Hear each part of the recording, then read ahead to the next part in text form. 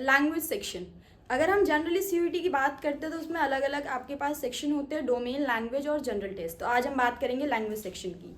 अगर मैं language section की बात करूँ तो इसके जो मार्क्स होते हैं वो आपके सीयूईटी में हर जगह काउंट होंगे। अगर आप किसी ऑनर्स को परस्यू करने वाले तो उसमें भी आपके लैंग्वेज के जो मार्क्स है वो काउंट होते हैं। अगर आप प्रोग्राम की तरफ जाते हैं तो उसमें भी आपके लैंग्वेज सेक्शन के मार्क्स काउंट होते हैं। तो लैंग्वेज सेक्शन टोटल 200 मार्क्स का होता है। और अगर आप इसको प्रिपेयर करना चाहते हो तो सबसे पहले आपके जो बेसिक्स है वो लैंग्वेज के क्लियर होने चाहिए। आप बहुत सारे लैंग्वेज दिए गए हैं, आप अपनी किसी लोकल लैंग्वेज में प्रिपेयर कर सकते हैं, हिंदी इंग्लिश हो गया इसमें प्रिपेयर कर सकते हैं।